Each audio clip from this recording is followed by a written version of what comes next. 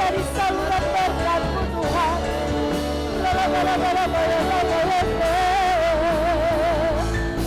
Hanya Engkau yang ditinggikan, hanya Engkau yang dimuliakan. Tiada nama lain, hanya Engkaulah Raja kami yang kekal. Tuhan yang ajaib, Tuhan yang mulia, Engkaulah Allah yang memenuhi kami. Kami bersyukur Tuhan, kami bersyukur buat kebaikan dan kasih. Biarlah atmosfer surgawi yang kami rasakan di tempat ini mengalir kesejukan Tuhan.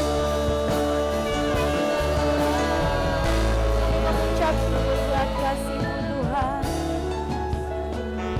Terima kasih Bapa yang baik. Kami mengucap syukur Tuhan. Biar pada pagi hari ini ya Tuhan, yang mau menaikkan pujian dan penyembahan kami hanya bagi Engkau. Biar hanya nama-Mu yang ditinggikan dan dimuliakan di tengah-tengah kami. Terima kasih ya Bapa, terima kasih Tuhan Yesus, terima kasih Roh Kudus. Haleluya, amin. Shalom saudara. Shalom. Haleluya, kita mengucap syukur Tuhan memberikan kepada kita hari yang baru, kasih yang baru, amin. Siapa di antara saudara yang siap menerima hadirat Tuhan, lambaikan tangan bagi Tuhan. Haleluya. Mari kita mau bangkit berdiri, kita mau nyanyikan kami yang telah ditebus dengan darah Tuhan yang kudus. Haleluya.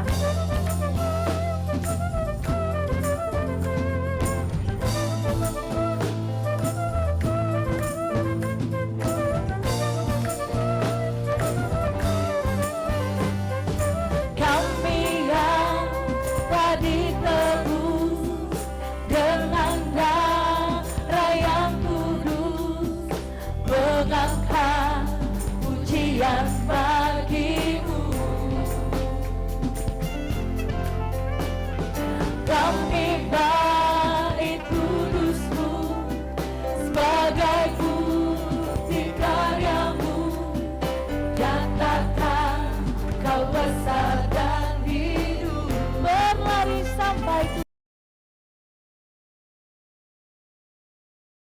tujuan, mendapatkan mahkota kekal. Kami terima kuasa-Mu Tuhan, kami terima kemenangan yang Engkau sediakan untuk kami bawa di setiap langkah. Dimanapun kami berdiri, kemanapun kami kan pergi, di situ pasti mujizat-Mu terjadi. Amin. Kita mau nyanyikan lagi pujian ini bersama-sama bagi Tuhan.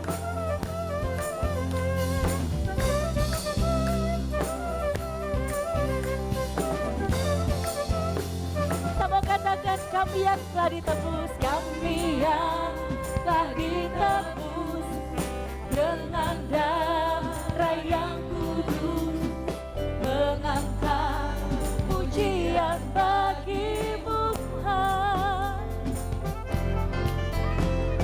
Kami bait kudus-Mu sebagai bukti karya-Mu.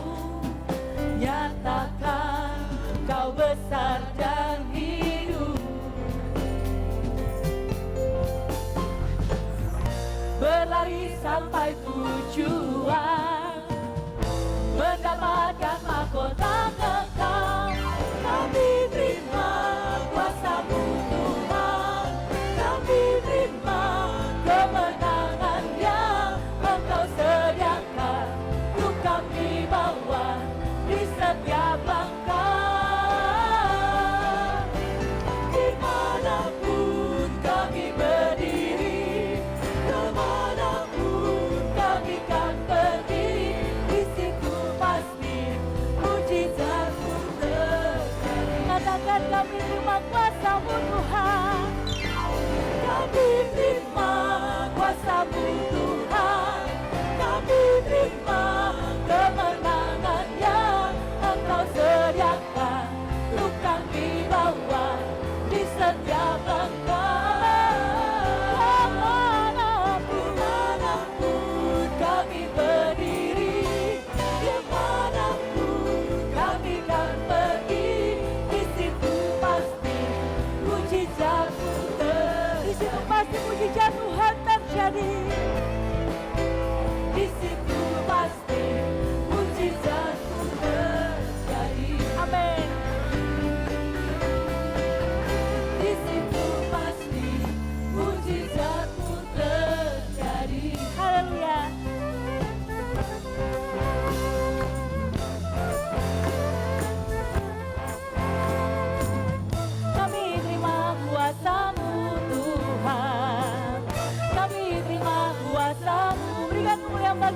Tuhan. Haleluya. Terima kasih Tuhan buat kuasa-Mu dalam hidup kami. Haleluya. Tuhan menyediakan yang terbaik bagi kita semua, amin.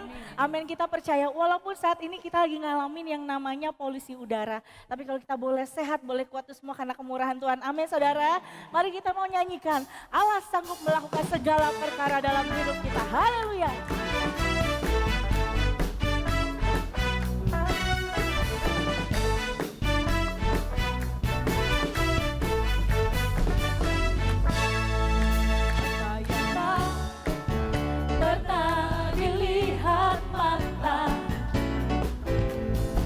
Tak pernah didengar telinga dan tak pernah timbul di dalam hati, semua disediakan bagi yang mengasihi.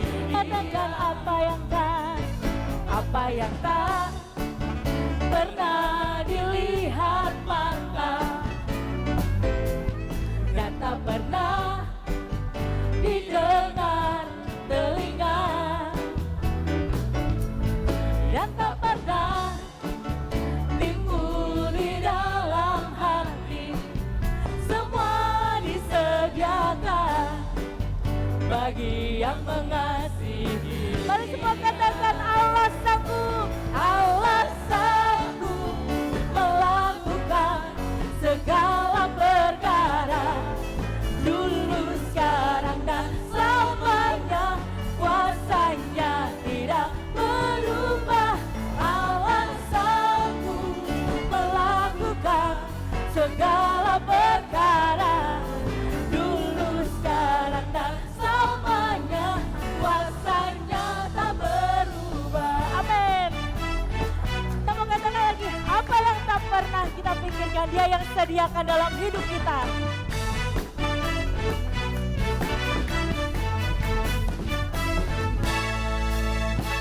Tak pernah dilihat mata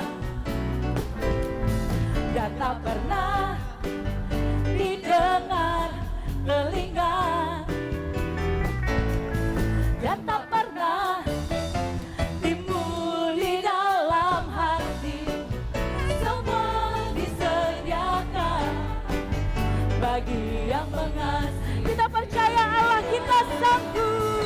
Allah sanggup melakukan segala perkara, dulu, sekarang, dan selamanya.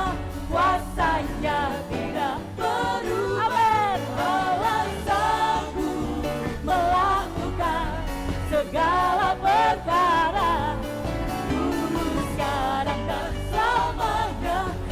Katakan Allah sanggup. Allah sanggup melakukan segala perkara, dulu, sekarang, dan selamanya. Kuasanya tidak. Haleluya. Allah sanggup melakukan segala perkara, dulu, sekarang, dan selamanya. Kuasanya tak berubah, dulu, sekarang, dan selamanya. Dulu, sekarang, dan selamanya. Dulu, sekarang, dan selamanya. Kuasanya tak berubah. Amin. Haleluya, terima kasih Tuhan. Kuasa-Mu tak berubah.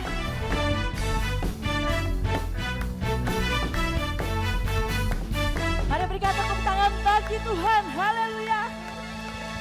Haleluya. Bagi setiap kita yang memegang firman Tuhan menjadi kebenaran dalam hidup kita, maka janjinya adalah iya dan amin. Amin saudara. Berikan kemuliaan bagi Tuhan kita. Haleluya. Firman-Mu Tuhan yang menerangi langkah hidup kami, yang menjadi kekuatan bagi jiwa kami.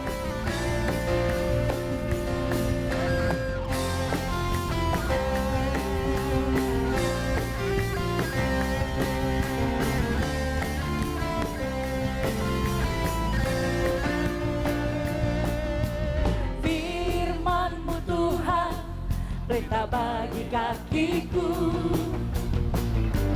Janjimu terang bagi jalan-jalanku, kebenaranmu menuntunku setiap hari. Ku menantikanmu, ku menantikanmu. Berikan kuat, aku kan terbang, ku kan terbang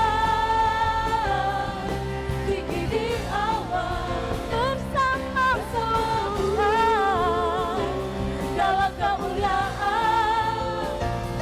Sebab firman-Mu teguh menopang, bukan aman dalam Tuhan. Bukan terbang, bukan terbang tinggi di awan bersama-Mu dalam kemuliaan. Sebab firman-Mu teguh menopang, ku kan aman dalam-Mu. Aku kan terbang, ku kan terbang tinggi di awan bersama-Mu, Tuhan dalam kemuliaan. Sebab firman-Mu teguh menopang, bukan aman dalam-Mu Tuhan. Bukan aman, bukan aman dalam-Mu Tuhan. Haleluya. Bukan aman dalam-Mu Tuhan. Amin.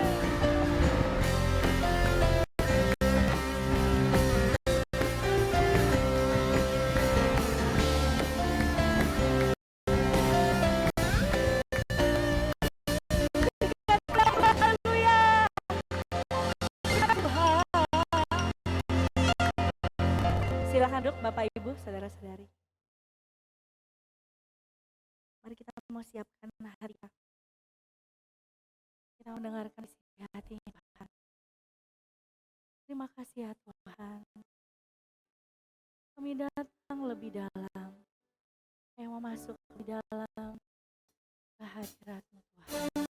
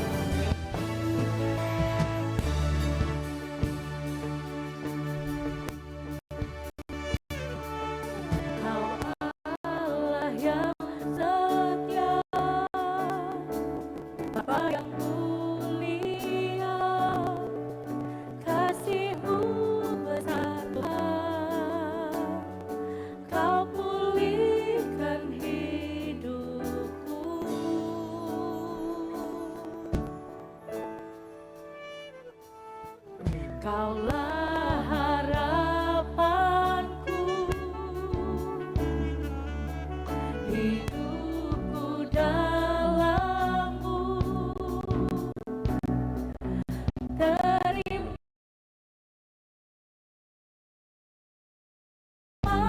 kasih Tuhan, Kau selamatkan hidupku. Dengan apa kan ku balas segala kebaikan-Mu? Segenap hatiku menyembah-Mu Yesus. Ku bersyukur padamu selamanya.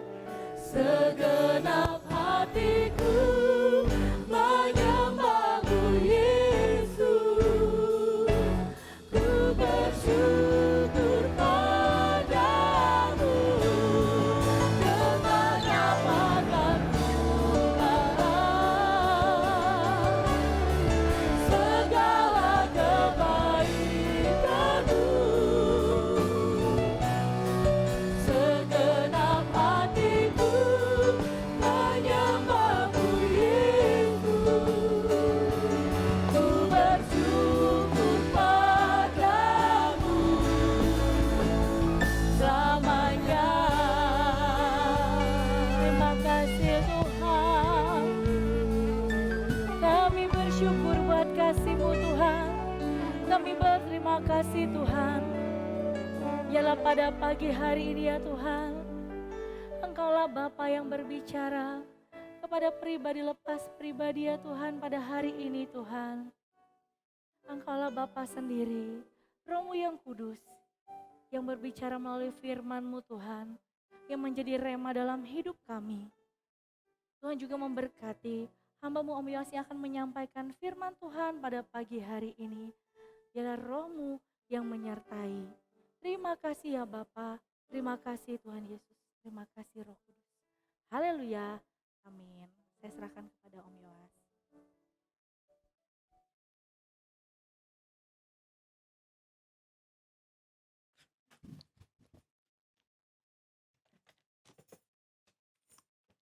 Shalom. Ya, saudara-saudara, hari ini kita akan mendengarkan firman Tuhan mengenai 3 kategori orang dan cara pendekatannya. Minggu yang lalu kita sudah bahas sedikit, tetapi hari ini kita akan dalami mengenai 3 kategori orang dan bagaimana cara pendekatannya. Saudara-saudara, kita sebagai gereja Tuhan, kita sebagai jemaat Tuhan, kita diminta oleh Tuhan untuk saling melayani. Jadi kita dipanggil Tuhan bukan hanya untuk dilayani, tetapi kita semua dipanggil Tuhan untuk melayani. Nah, untuk melayani orang lain, saudara-saudara, saudara harus bisa lihat ada 3 kategori orang yang saudara layani. Nah, 3 kategori orang yang saudara layani itu pendekatannya adalah dengan cara yang berbeda-beda. Kemarin kita sudah lihat saudara-saudara, ada 3 kategori orang. Yang pertama adalah orang yang tidak tertib, yaitu 221, atau disebut orang yang keras kepala, atau disebut juga orang yang susah diatur. Terhadap orang-orang yang tidak tertib, keras kepala, dan susah diatur, itu saudara-saudara jangan saudara nasihati bila mereka tidak terbuka.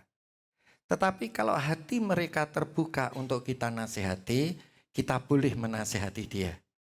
Tapi kalau saudara lihat orang itu hatinya tidak terbuka untuk dinasihati, jangan sekali-kali saudara menasihati. Nah, nanti ada ayat-ayatnya ya.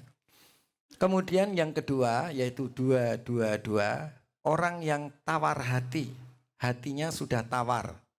Dia sudah putus asa. Dia adalah orang-orang yang penakut. Nah, terhadap orang yang penakut ini saudara-saudara, saudara tidak boleh tegur dia. Tetapi apa yang saudara perlu, saudara tidak boleh nasihati dia. Tapi apa yang saudara boleh lakukan, saudara harus hibur, dorong dia dengan belas kasihan.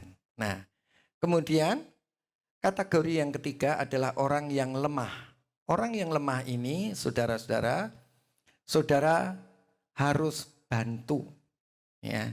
Jadi kita sudah melihat ada 3 kategori orang dan bagaimana cara kita menangani. Jadi lain orang, lain masalah. Kalau masalahnya berbeda, penanganannya juga harus berbeda. Amin, saudara. Nah, sekarang kita lihat di sini firman Tuhannya di dalam 1 Tesalonika 5 ayat 14, ini kemarin yang sudah kita baca. Ya, dikatakan kami juga menasihati kamu. Ini Rasul Paulus ya, kepada jemaat di Tesalonika. Kami juga menasihati kamu saudara-saudara. Ya, tegurlah mereka yang hidup dengan tidak tertib.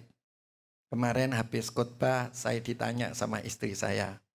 Katanya enggak boleh negor. Tapi kok ayatnya bilang tegurlah mereka yang hidup tidak tertib, dengan tidak tertib. Ya, kita tegur itu kalau hatinya terbuka. Kalau hati mereka tidak terbuka, jangan ditegur. Ya, ini penjelasan ya. Jadi karena kemarin waktunya sangat singkat, cuma kurang dari 1/4 jam, 10 menit, jadi saya nggak bisa bahas mengenai ini. Nah, saudara-saudara, mereka yang hidup dengan tidak tertib, itu harus ditegur. Hidup yang tidak tertib, ya. Oke, itu yang pertama. Yang kedua, hiburlah mereka yang tawar hati. Orang yang hatinya tawar, saudara-saudara, itu tidak boleh ditegur. Tetapi saudara harus hibur. Jadi kita harus bisa lihat orang, kalau orang itu sedang tawar hati, saudara nggak boleh tegur, tapi hibur. Bagaimana orang yang tidak tertib, saudara, tidak tertib harusnya ditegur. Tetapi kalau saudara lihat orang itu ditegur, ya, itu penjelasannya. Nanti ada ayat-ayat berikutnya ya. Belalah mereka yang lemah, ya. Terhadap orang yang lemah kita harus bela, ya. Kemudian sabarlah terhadap semua orang. Jadi ada 3 kategori ini.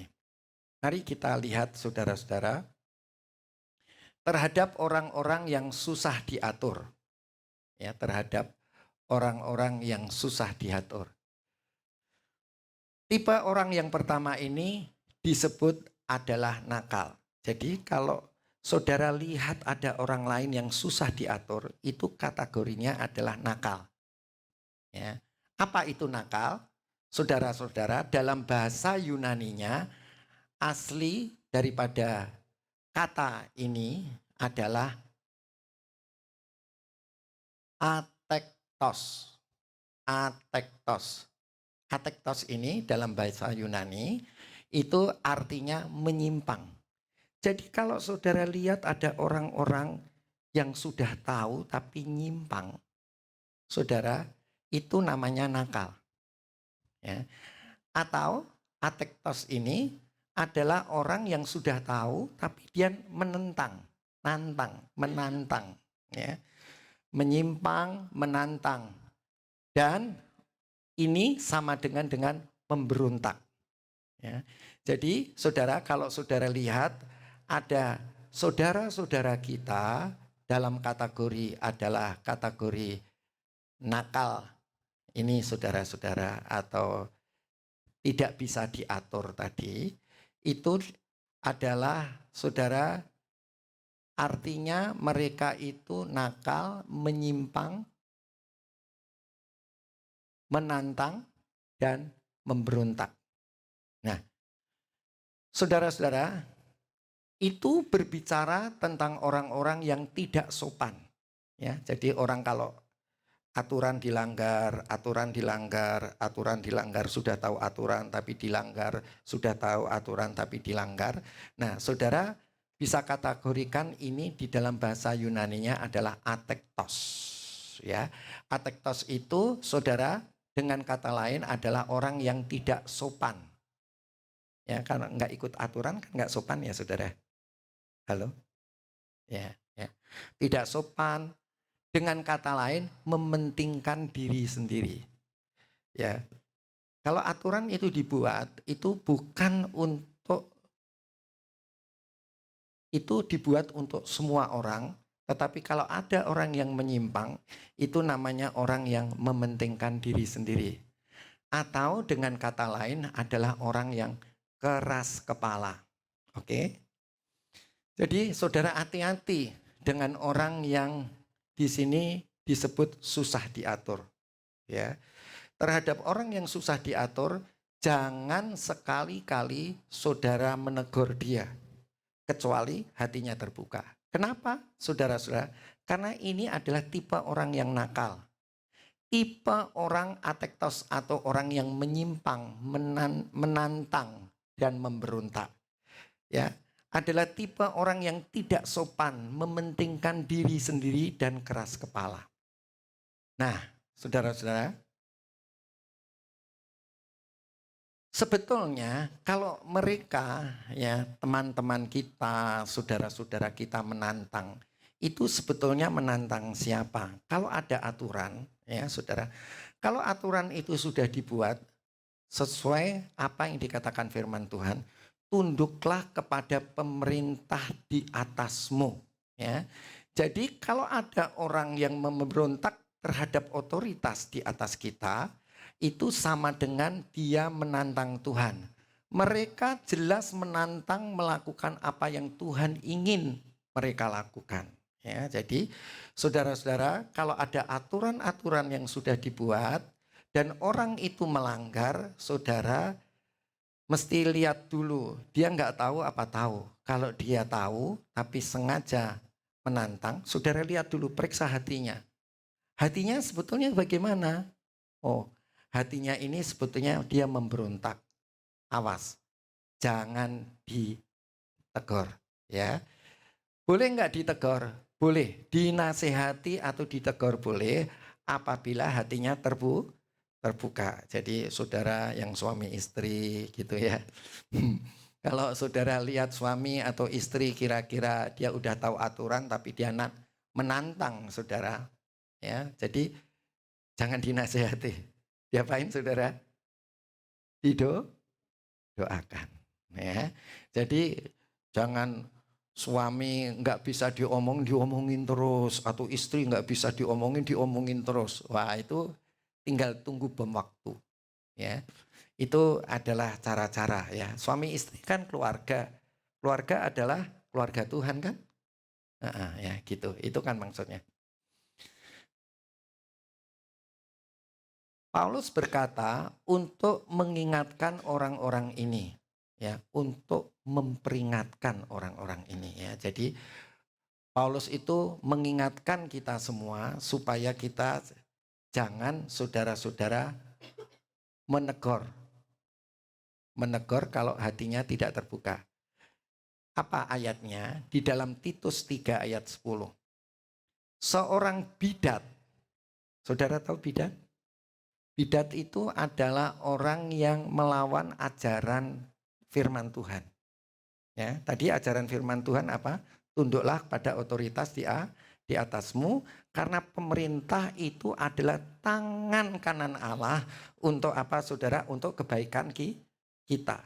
Jadi kalau ada pemerintah saudara, entah pemerintah itu jahat atau baik, saudara harus tunduk kepada dia. Kenapa saudara-saudara? Karena dia adalah tangan kanan Allah untuk kebaikan kita. Ya, itu maksudnya ya. Nah, di dalam Titus 3 ayat 10, seorang bidat yang sudah dua kali kau nasihati, hendaklah engkau jauhi. Jadi kalau sudah saudara menasihati orang, ya saudara sudah sekali, 2 kali, dia tetap gitu, mesti apa saudara? Dia apa? Dijauhin. Kita harus mundur. Ya, ini aturan firman Tuhan ya. Dan memang begitu kalau saudara pengen aman ya, tidak terjadi keributan. Nah, jika orang-orang ini tidak menanggapi peringatan kita dan hanya ingin berdebat, biasanya orang-orang yang keras kepala, yang memberontak, yang ikut aturannya sendiri, tidak ikut aturan yang ada, itu biasanya mereka itu ingin berdebat. Ya. Apa yang dikatakan firman Tuhan? Jika orang-orang ini tidak menanggapi peringatan kita dan hanya ingin berdebat, maka kita akan membuang-buang waktu untuk terus menasihati mereka. Jadi, saudara, kalau orang itu kira-kira sudah tahu dan mereka hanya ingin berdebat, saudara harus mundur. Ya. Karena apa saudara? Saudara akan membuang-buang waktu untuk terus menasihati. Apa saudara? Capek. Kalau capek doang nggak apa-apa saudara. Ribut. Ya, jadi sekarang kita udah tahu firman Tuhan ya. Oke. Sekarang kita tidak ingin membiarkan orang-orang seperti itu mempengaruhi kita secara negatif dengan menarik kita ke dalam pertengkaran yang tidak berguna. Kalau saudara nasihati orang itu keras kepala, saudara-saudara, itu saudara akan mempengaruhi kita secara negatif. dengan menarik kita ke dalam pertengkaran yang tidak berguna atau diskusi yang tidak menguntungkan lainnya. Jadi kalau kira-kira itu buat saudara kepancing, ya bukan kepancing ya, apa ya saudara? Kalau saudara nasihati dia bantah, saudara nasihati kita bantah, saudara nasihati dia bantah. Akhirnya apa saudara? Kan kondisinya tidak baik. Saudara kepancing, ya namanya kepancing. Nah saudara itu adalah hal yang tidak menguntungkan. Jadi lebih baik saudara apa? Diam, ya. Oleh karena itu kita harus memperingatkan mereka bahwa jalan yang mereka pilih hanya berakhir dengan penghakiman dari Allah. Jadi saudara hanya perlu ingatkan risikonya kamu sama Tuhan, ya, bahaya. Dan bahwa kita siap membantu mereka ketika mereka terbuka untuk nasihat. Jadi kalau kamu sudah mulai terbuka untuk dinasihati, aku siap bantu. Tapi kalau kamu masih belum mau, nggak apa-apa, ya. Tapi jangan telanjur-telanjur. Nanti akibatnya urusanmu sama Tuhan, bukan. Nanti Tuhan yang akan menghakimi. Ya, itu maksudnya. Oke. Nah, sekarang kita masuk poin yang kedua, penakut. Tadi apa saudara? Tidak teratur atau keras kepala, ya. Tidak mau ikut aturan atau keras kepala. Sekarang kita bicara mengenai penakut.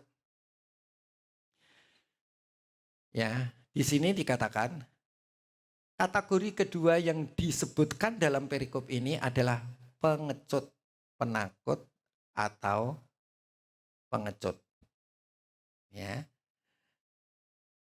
Kata Yunaninya adalah oligopsokos. Oligopsokos. Oligopsukos. Ya, oligopsukos. Owi, mestinya bacanya gitu saudara. Owi gopsukos. Oi, L-I-nya nggak jelas dibacanya.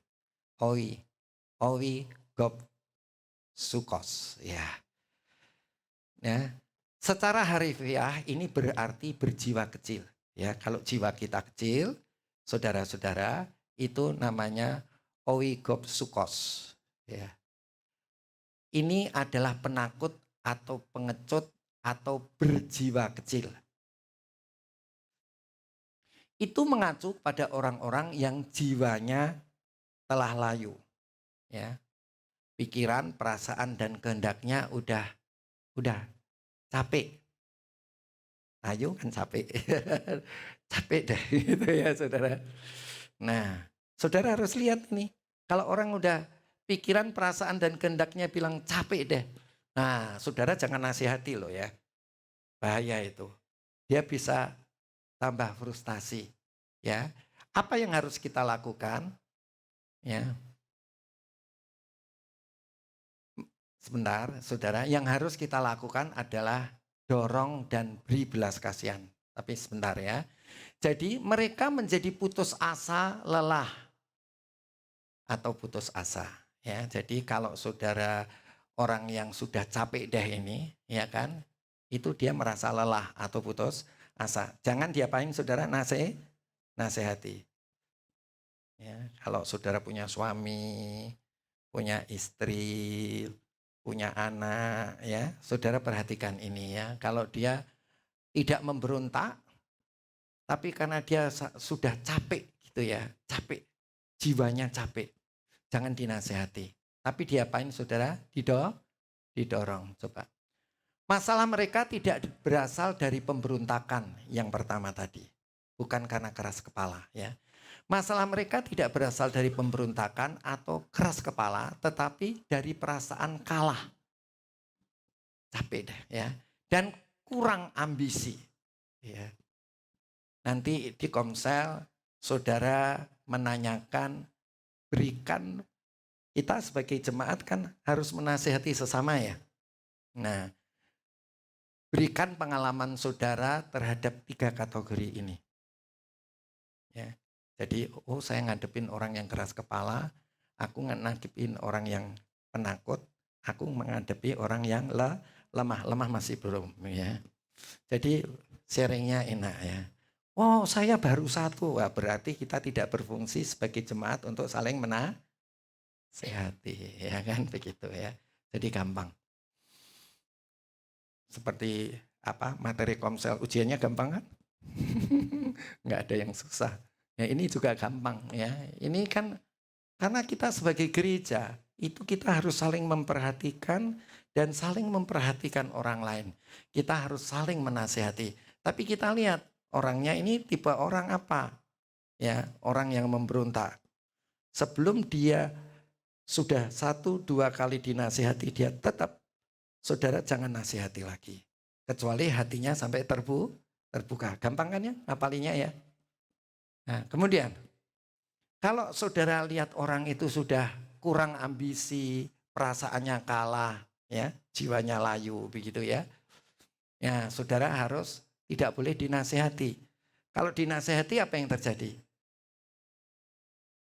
Dia putus asa. Ya. Sudah sudah perasaannya kalah, ya kan? Alih-alih memperingatkan mereka atau menentang mereka. Saudara nggak boleh, jangan gitu, nggak boleh begitu. Nggak boleh ya saudara ya. Kalau orang sudah jiwanya layu, ya nggak boleh. Sudah penakut, jangan takut, nggak boleh begitu, ya. Tetapi saudara harus dorong, ayo kamu bisa, ya. Alih-alih memperingatkan mereka atau menantang mereka, Paulus mengatakan bahwa kita harus mendorong mereka, ya. Jadi kita harus apa saudara? Dorong. Saya percaya adalah penting bahwa Paulus tidak mengatakan nasihati orang yang lemah hati. Ya. Paulus tidak pernah begitu, ya. Tetapi saudara orang yang lemah hati harus di apa? Dorong dengan belas kasihan, ya. Ya kalau orang takut kok saudara mesti kasih semangat, kasih dorongan ya. Kepengecutan belum tentu dosa.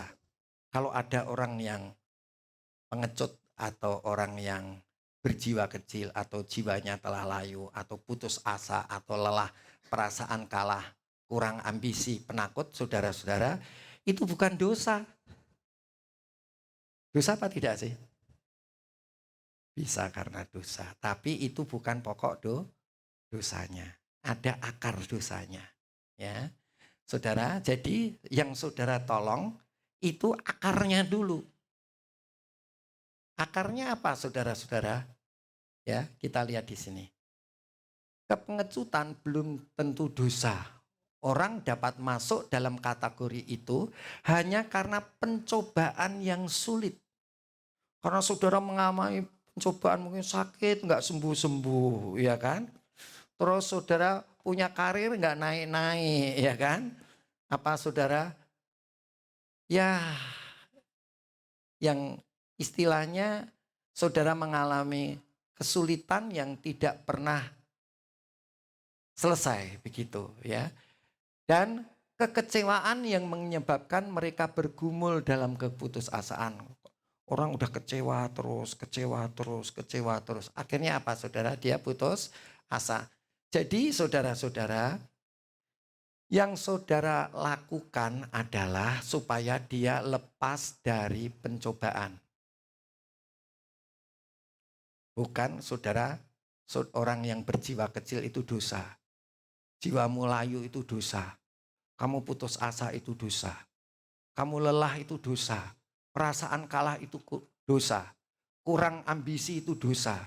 Penakut itu dosa. Pengecut itu dosa. Jangan. Jadi belum tentu. Ya jadi gini. Sebetulnya saudara ini sih dosa. Tapi kalau akarnya nggak diselesaikan nggak bisa. Jadi yang diselesaikan apanya saudara? Gimana dia bisa lepas dari pencobaan? Lu ayo militan. Ayo hidup saleh. Dewasa rohani. kamu sesuai dengan apa yang dikatakan Alkitab, kamu lakukan. Coba lihat. Ya. Ya. Ayo, kamu bisa. Nah, setelah itu, dia baru saudara bilang, jangan engkau berjiwa kecil. Tapi akarnya mesti diselesaikan dulu. Ya, gimana pencobaan yang sulit bisa teratasi? Coba, kalau dia mengalami pencobaan yang sulit dan kekecewaan yang mendalam, saudara-saudara, memang saudara bisa ngomong, pencobaan takut itu dosa. Ya, saudara mesti, walaupun takut itu dosa, saudara-saudara, tetapi penyebabnya itu apa? Ya, penyebabnya adalah kondisi yang begitu sulit dan kekecewaan yang begitu mendalam. Ya, jadi saudara mesti, saudara apain saudara? Orang seperti itu saudara harus dorong dengan belas kasihan. Jadi jangan dihakimi dosanya dulu. Ya.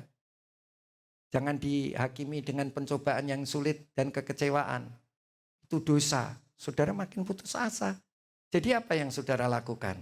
Yang saudara lakukan adalah dorong dengan belas kasihan. Ya. Kasih semangat, kamu bisa, ayo kamu bisa. Kamu ngalami apa sih? Masa lalumu kamu alami apa? Ya, aku ngalami pencobaan yang begitu sulit. Aku sakit nggak sembuh-sembuh. Ayo, kamu jadi orang Kristen yang saleh. Kamu, apa yang kamu tahu dari firman Tuhan, lakukan. Ayo kita jadi orang saleh, kita jadi orang benar, kita jadi militan. Kamu pasti bisa. Ya, jadi saudara dorong, ya, kamu pasti bisa. Yang ini kan penyebabnya, pengecut itu kan penyebabnya karena pencobaan yang sulit atau kekecewaan yang mendalam, ya, sehingga terjadi keputusasaan. Ya, jadi terhadap orang-orang yang penakut, saudara harus beri dorongan, ya, belas kasihan, dorongan. Nah, saudara, kita kan sedang mengkonseling yang namanya contohnya Gus. Gus ini saudara disuruh minta maaf kepada papahnya, dia nggak mau. Ya, jadi Gus ini bukan karena memberontak, tapi mungkin Gus ini pada situasi dia itu adalah jiwanya sudah layu.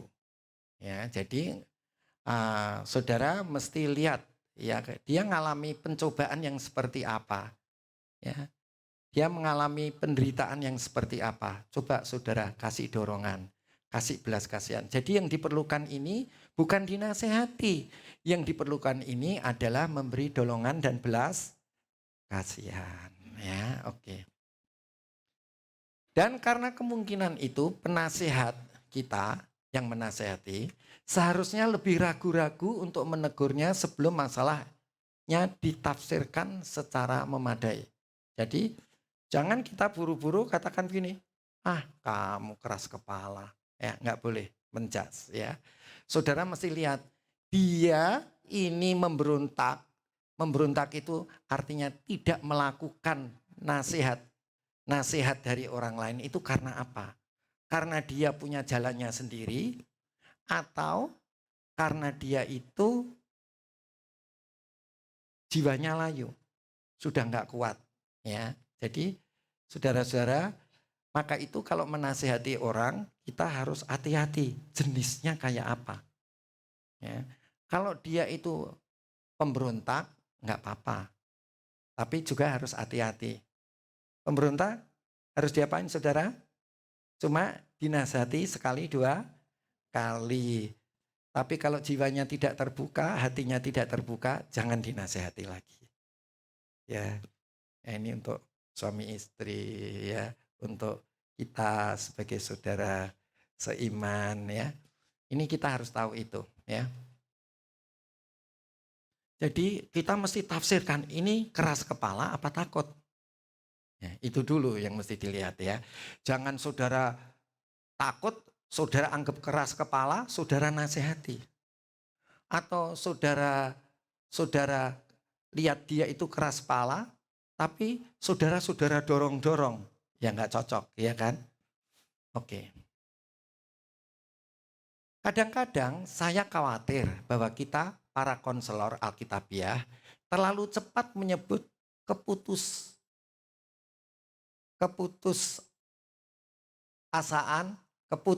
sebetulnya ini salah ketiknya. Menyebut keputusan sebagai dosa. Keputusasaan, betul. Betul ya. Menyebut keputusasaan sebagai dosa. Orang putus asa dibilang dosa.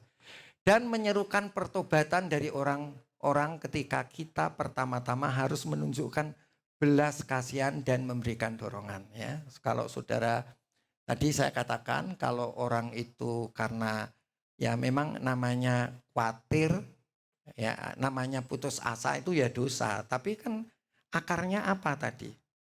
Ya kan? Akarnya yang diselesaikan. Jadi jangan atasnya dihakimi. Ya, saudara bangkitkan yang namanya akarnya tadi. Ya, supaya dia punya bangkit ya semangat gairah. Nah, sekarang kita masuk kepada orang yang lemah. Ya, seperti tadi ayatnya di dalam 1 Tesalonika 5 ayat 14. Kami juga menasihati kamu saudara-saudara, tegurlah mereka yang hidup tidak tertib. Ya, itu yang pertama. Hiburlah mereka yang tawar hati, itu yang kedua. Belalah mereka yang lemah. Kalau saudara lihat orang lemah, mesti diapain? Dibela. Ya. Secara garis besar kemarin sudah saya katakan ya. Sekarang kita lemah. Kata Yunaninya diterjemahkan lemah. Bahasa Yunaninya adalah astenes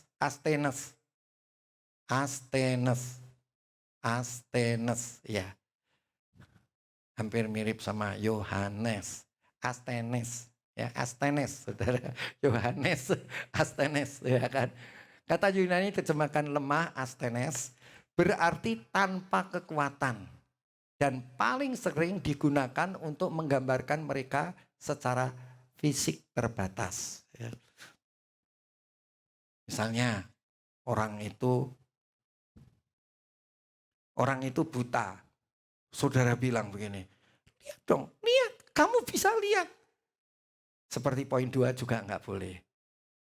Seperti poin 1, orang nggak bisa ngelihat, terus saudara bilang apa tadi? Lihat dong, lihat. Itu ya.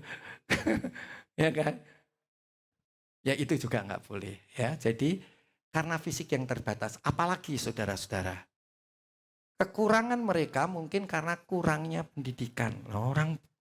Orang nggak sekolah, saudara-saudara suruh baca.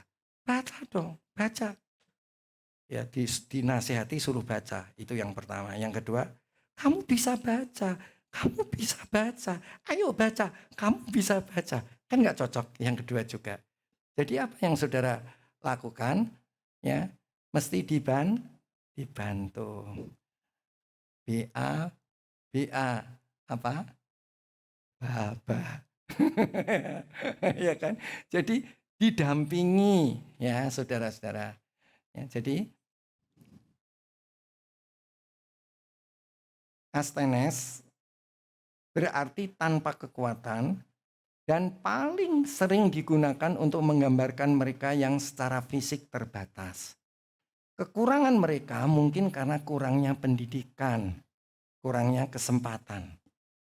Ya. Zaman dulu kalau orang mau masuk perguruan tinggi, saudara yang ranking 1 begitu, kan nggak gampang saudara. Nah, bodoh lu, kamu bisa, sudah dibilang nasihat ditegur bodoh, yang kedua dibilang apa? Kamu bisa.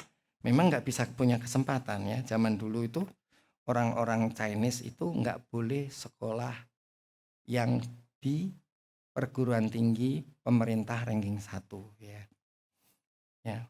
Atau mungkin orang nggak punya uang, ya, keuangannya kurang, ya.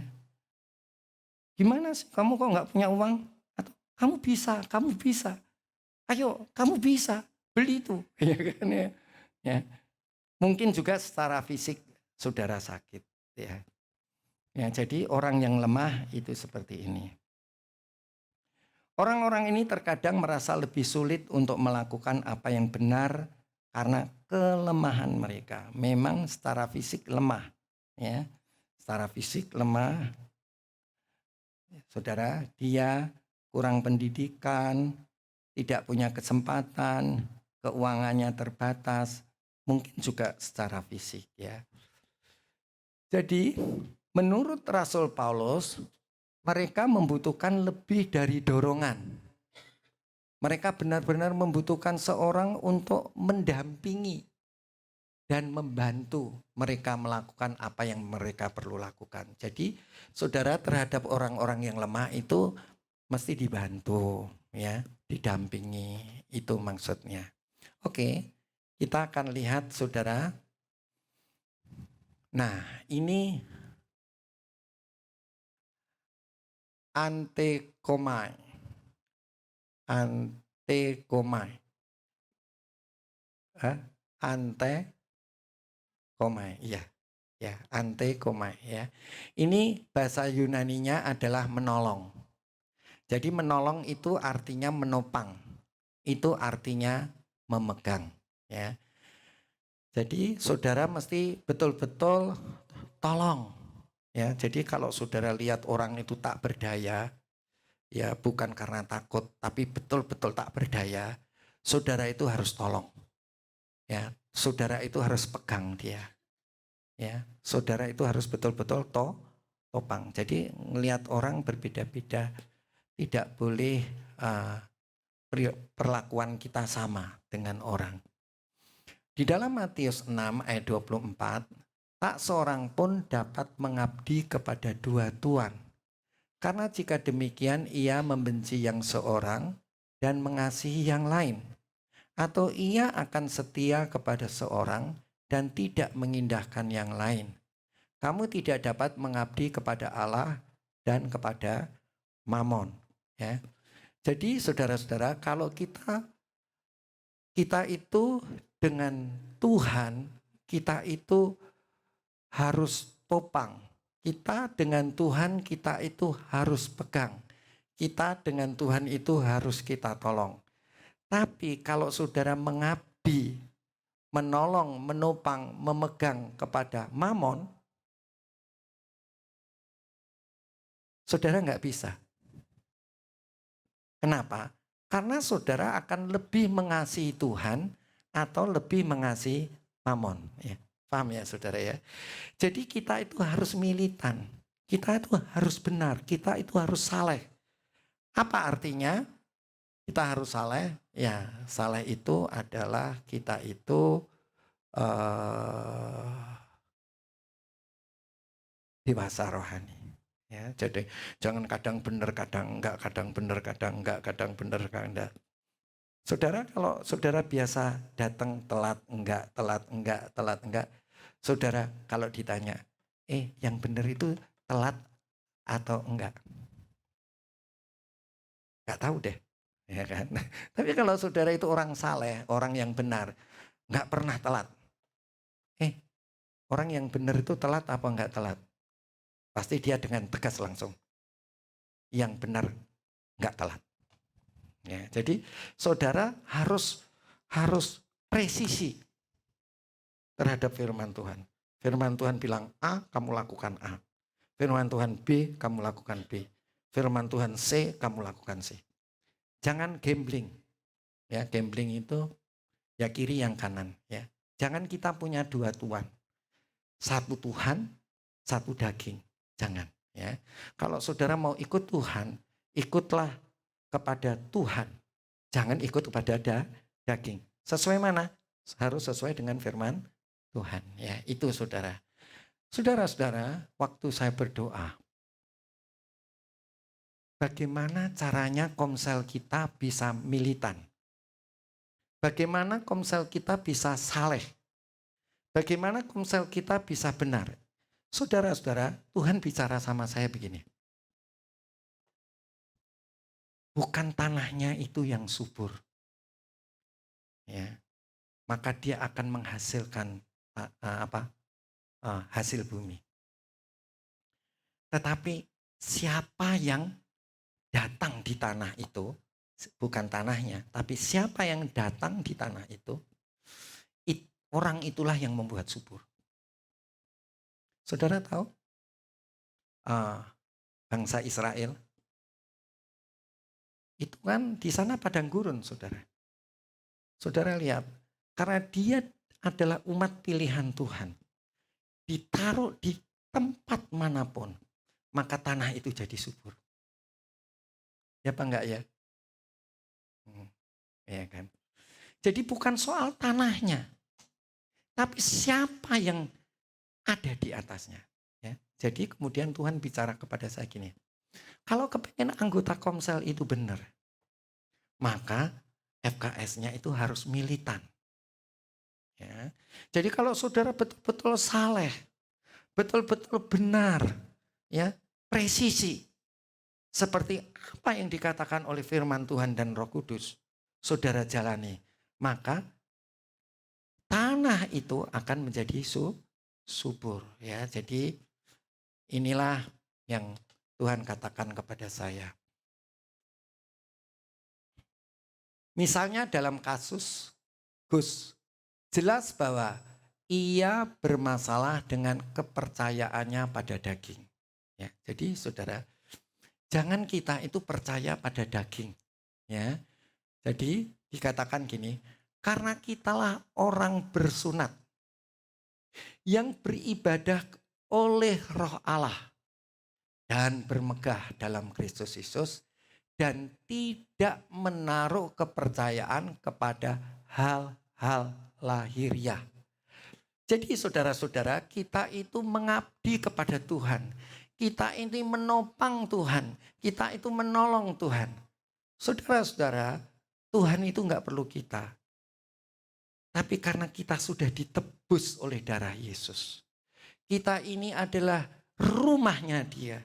Kita mau supaya Tuhan mau memakai kita supaya orang-orang yang datang kepada kita, orang-orang itu menjadi orang-orang yang menjadi tempat rumah Allah tinggal. Jadi saya harus membuat Tuhan tinggal dalam hidup saya. Begitu Tuhan tinggal di dalam hidup saya, saudara-saudara, kalau saya sungguh-sungguh kepada Tuhan, maka orang-orang yang saya layani itu akan menjadi rumah-rumah Tuhan, ya, di mana Tuhan tinggal. Ya. Jadi, bagaimana dengan kita di dalam Komsel kita masing-masing? Kalau FKS itu betul-betul jadi rumahnya Tuhan, menyenangkan Tuhan, ya, yang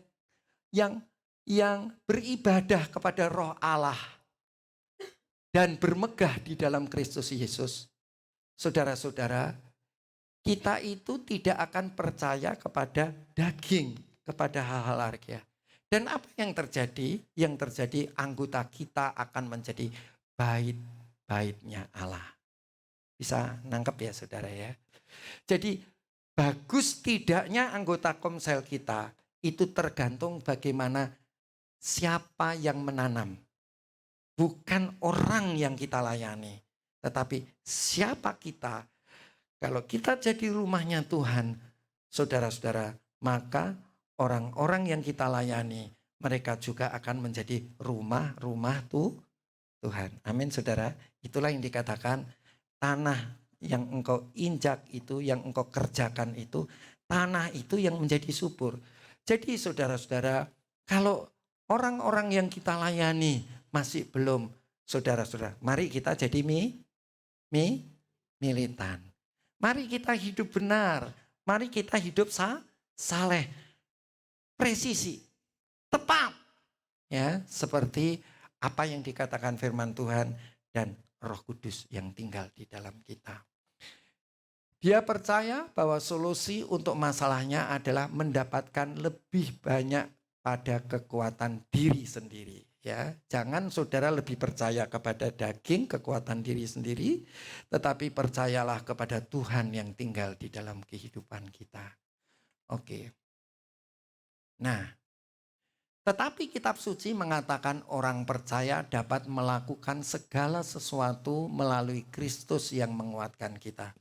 Kalau kita bilang aku ini lemah, aku tak berdaya, aku sakit, aku nggak berpendidikan. Saudara-saudara, saya ini suka olahraga di depan, saudara-saudara. Lah, teman-teman saya itu haji, saudara. Dia bilang begini sama saya, Pak, walaupun pendidikan saya ini nggak tinggi-tinggi, yang penting saya kaya, katanya begitu, saudara. Orang ini rajin, saudara-saudara. Kalau itu kalau perayaan Chinese yang bagi-bagi ikan itu apa?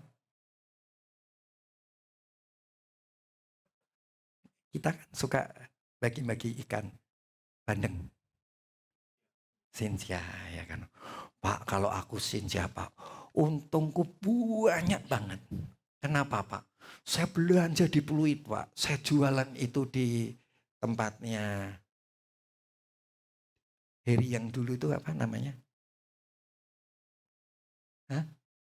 Palmerah, Pak. Waduh, Pak, katanya. Untungku sehari itu bisa banyak banget gitu ya.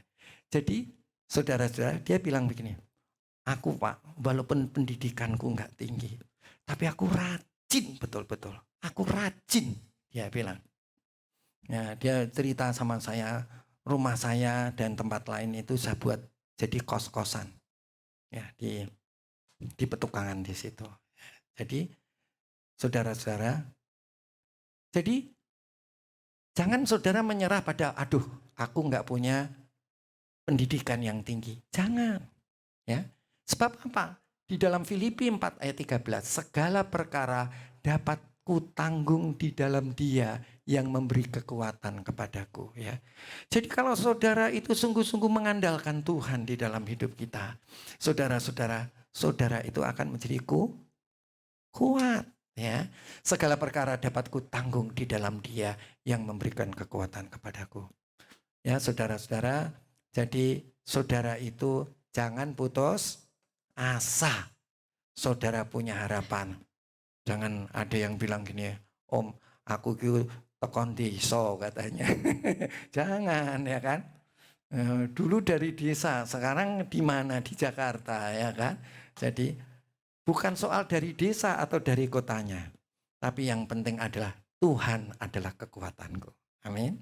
Ya, jadi andalkan Tuhan, andalkan Tuhan. Apa yang tidak mungkin bisa menjadi mungkin, ya. Dan Paulus menulis di dalam 2 Korintus 12, wow jamnya, ayat 9 sampai 11 bahwa kuasa Allah bekerja dalam kelemahan kita. Jadi saudara, ingat loh saudara, kalau saudara lemah itu mesti bangga.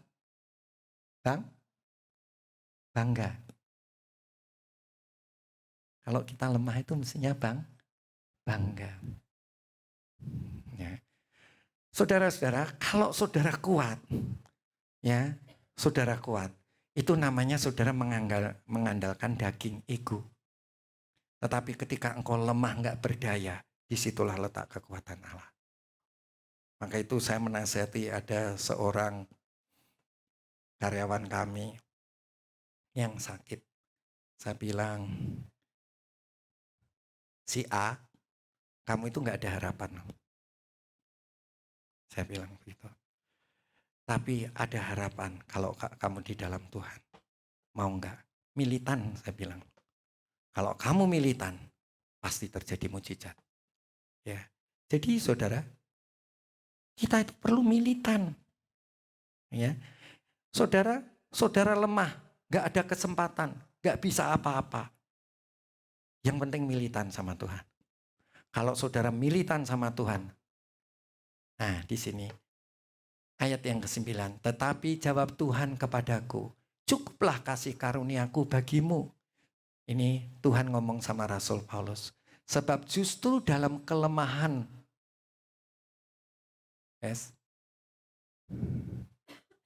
sebab justru dalam kelemahan kuasaku menjadi sempurna. Sebab dalam kelemahanmu Rasul Paulus, kuasaku menjadi sempurna. Jadi kalau saudara lemah itu mesti bangga. Ya, saudara nggak bisa apa-apa, bangga. Ya. Sekolah nggak bisa apa-apa, bangga. Sakit, nggak ada yang bisa nolong, mesti bangga. Rumah tanggamu hancur, sudah ditalak. Mau talak berapa sama suami? Mau talak 3? Saudara mesti bangga. Ya, jangan andalkan kekuatan sendiri.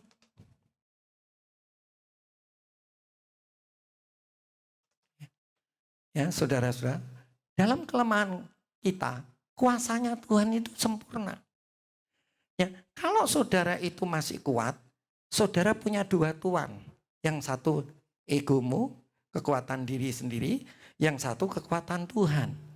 Tapi kalau saudara lemah betul-betul, habis nih. Habis. Saya kan minggu kemarin kan saksikan. Saya balik total sama Tuhan ketika Yohanes mati. Apa kok mati? Yohanes sakit. Ya kan?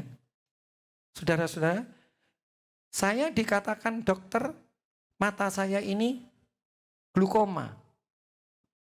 Saya militan aja sama Tuhan. Ya. Lutut saya itu kalau dibuat jongkok, kletak, kiri kanan. Saya militan aja sama Tuhan. Ya. Yang penting militan, andalkan Tuhan. Saudara, kalau saudara punya 2 tuan, saudara itu kadang setia kepada Tuhan, tapi kadang-kadang setia kepada dirinya sendiri. Nggak ada kesetiaan kita sama Tuhan. Tapi kalau kita ludes nggak bisa apa-apa, saudara-saudara, kita akan setia kepada Tuhan.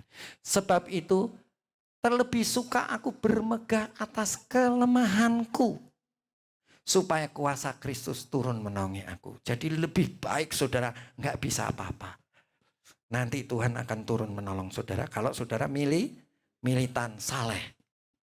Ayat 10, karena itu aku senang dan rela di dalam kelemahan. Jadi kalau saudara lemah nggak bisa apa-apa, rela. Jangan dumel, ya, menggerutu. Di dalam siksaan, di dalam kesukaran, di dalam penganiayaan, dan kesesakan oleh karena Kristus. Tapi seseknya karena Kristus. Jangan sesek karena berbuat dosa. Ya kan? Ya. Sebab jika aku lemah, maka aku kuat. Jadi saudara harus bangga dengan kelemahan saudara. Karena di situ Allah akan menyatakan dirinya. Ayat 11, sungguh aku telah menjadi bodoh. Tetapi kamu yang memaksa aku. Sebenarnya aku harus kamu puji. Karena meskipun aku tidak berarti sedikit pun, namun di dalam segala hal aku tidak kalah terhadap rasul-rasul yang luar biasa itu. Ya, saudara-saudara, walaupun Rasul Paulus mengalami itu, kelemahan itu, saudara-saudara, tetapi rasul-rasul itu dipakai Tuhan secara luar biasa. Ini sudah selesai. Oke. Ya, saudara, itu yang firman Tuhan katakan. Mari kita bangkit berdiri.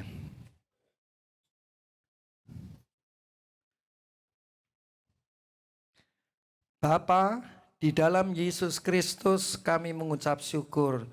Firman-Mu menjadi kekuatan bagi kami. Kami tidak keras kepala, kami tidak takut.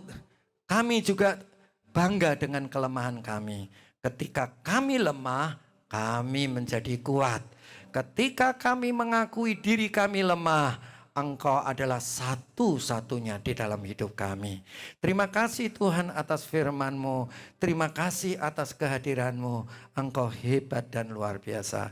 Di dalam nama Tuhan Yesus kami sudah berdoa. Haleluya. Amin.